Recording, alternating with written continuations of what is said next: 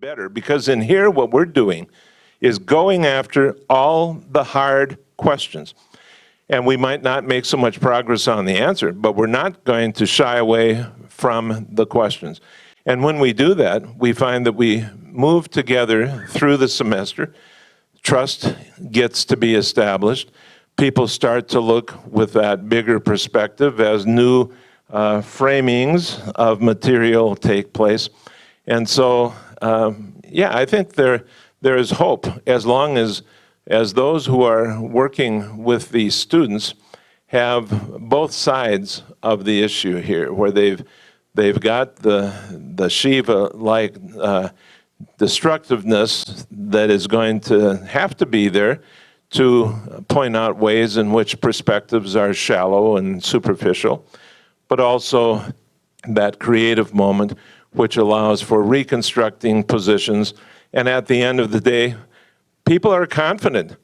Yeah, ask me any question, I'm not afraid, because there's life on the other side. There's that second naivete of faith that is going to be able to be making affirmations.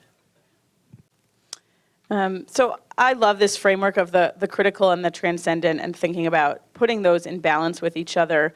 And it seems like a lot of the time historic religious communities are afraid of that critical piece, and I think that this is exactly what religious life on college campuses is poised to do, is to help provide support for students as they grapple with those critical questions and dive into them and be able to help connect those to the transformative moments as well. And I think that can happen in both a religious and secular way. I was actually listening to a great podcast yesterday featuring Chris Stedman, who is the humanist chaplain at Yale University.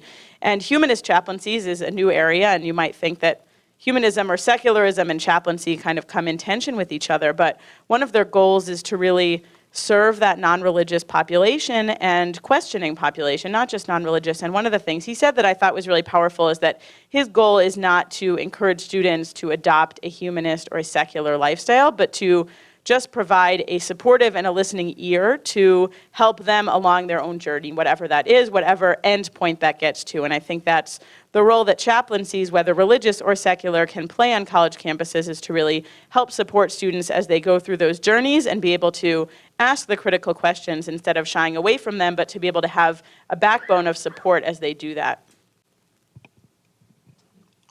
I was walking across the West Virginia University campus, and now this would have been probably 12 years ago. And it was one of those days where the weather was fit for wearing a hat, and I like hats, so I was walking down the street wearing my Beretta. I looked like Bing Crosby out of The Bells of St. Mary's.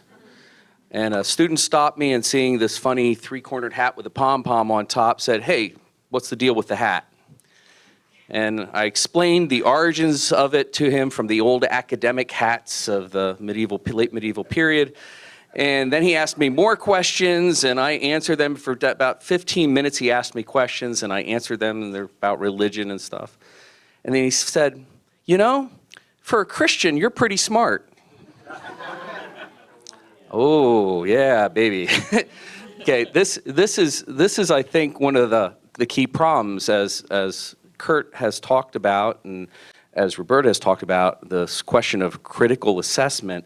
And sometimes what we see is when a student who's raised within the life of the church comes to college, they're shocked and appalled and don't know what to do. And that's largely because they haven't done any critical assessment heretofore. Okay? If we're honest about what we're doing in catechetical and confirmation instruction and religious instruction with our children before they ever go to college, they are grossly unfit for serious theological conversation or dialogue.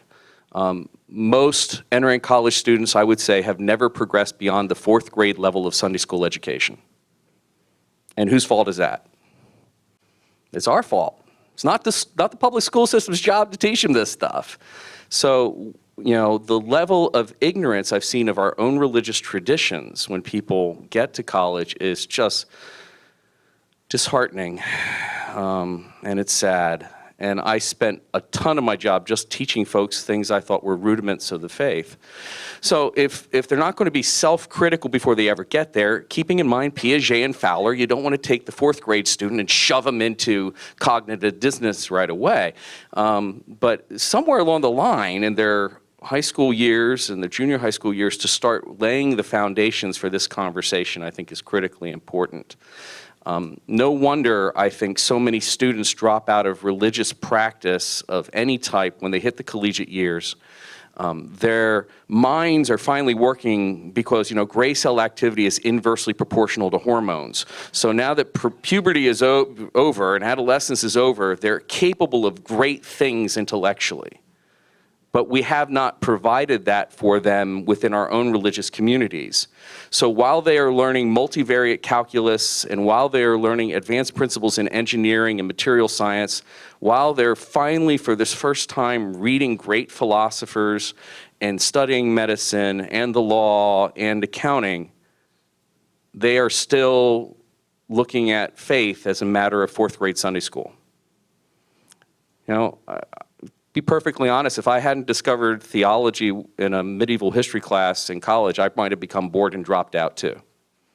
But when exposed to Anselm and Abelard, wow, now there's something to sink my teeth in that is befitting a college student's mental capacity. Okay, so we need to start working a little earlier and stop blaming the academy for things. Yes, we do. Carol? I have a question, and I'm a development person and a communications and marketing person. I was in a meeting last week, and someone said, we live in a 140-character world now. They were scolding me about an event I was planning, wanting to have too much information. So I'm wondering if that creates an obstacle for engaging students in this conversation or an opportunity, and how have you seen people handle that? I've seen both, I think is the short answer to that.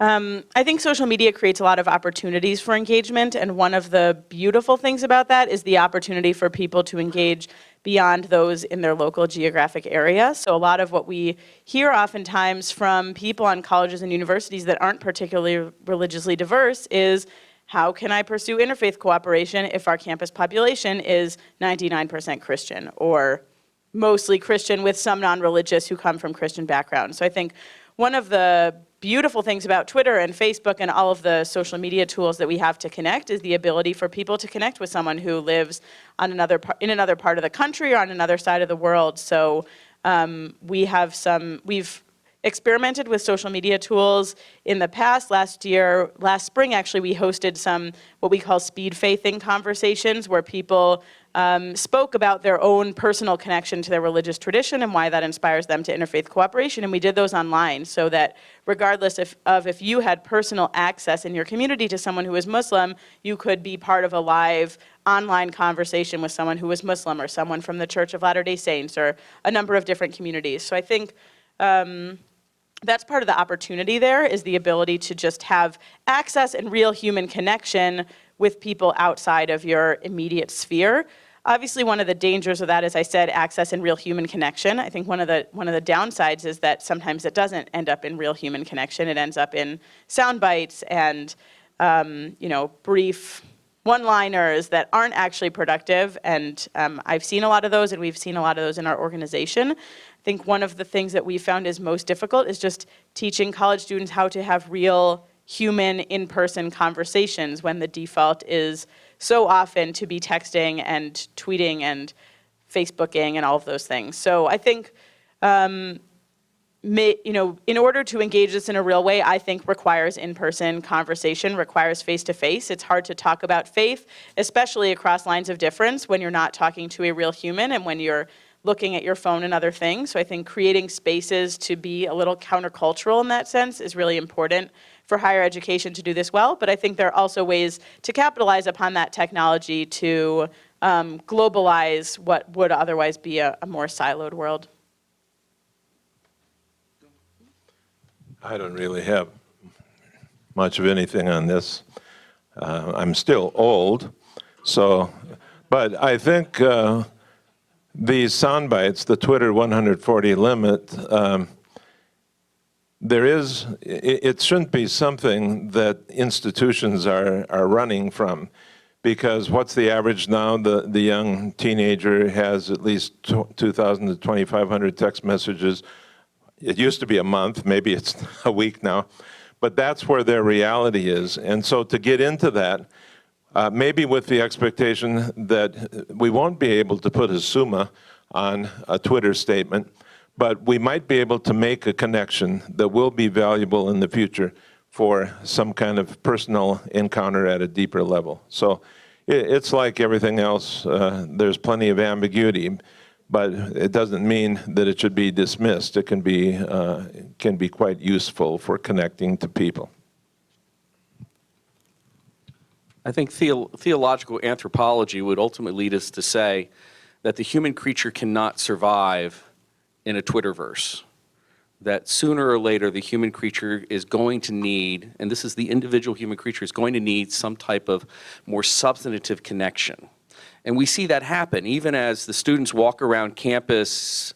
When I first started in campus, this is the old timer story. When I first started in campus ministry, the kids would come out of the classroom and they'd all be talking to each other.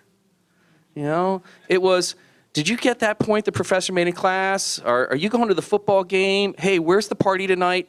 Did you see what tie the professor was wearing? I mean, there was always something, and it was a human conversation with a person that was there. And now they come out and they're staring at their phones. This is for like the last 5 years, checking to see if they got a text message or something.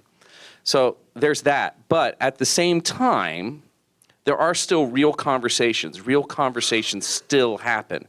And part of that is because as human creatures, we need to have that real conversation. I don't think Aristotle was completely wrong on this. And the best conversations, the most protracted conversations I've had, other than with what I would call the theology geeks, the chapel rats. There's church mice and chapel rats. And the chapel rats that would come into the chapel and ask the question and be willing to sit and talk for 30 minutes about Soren Kierkegaard. I'm so happy, Kierkegaard. Or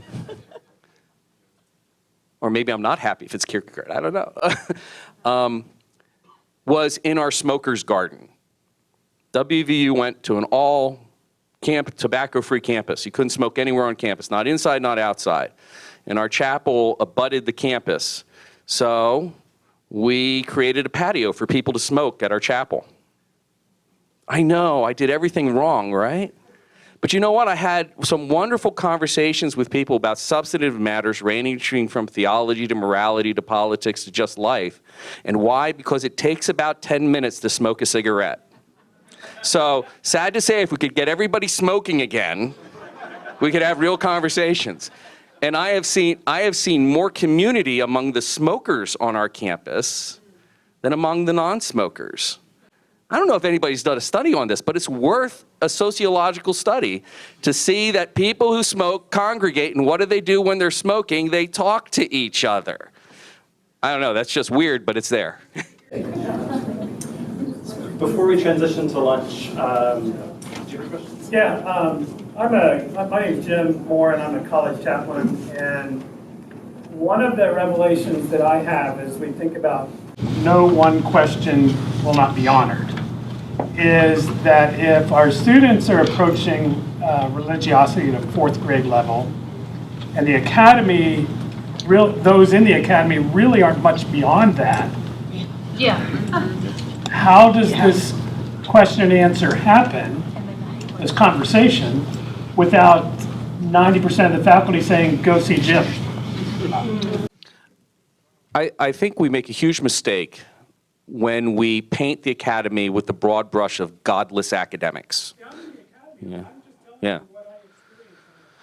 Well, my experience, and okay, so this is where we are in the postmodern world. My experience has been one filled with tons of friends on the faculty at a state school who were active religionists, and many of them very critical and self-reflective, who, it's sort of fun to walk down the street and you run into one of the professors who teaches engineering who says, hey, I was just reading Marcus Borg, and I'd like to ask you a question. Those are good days. So that happens.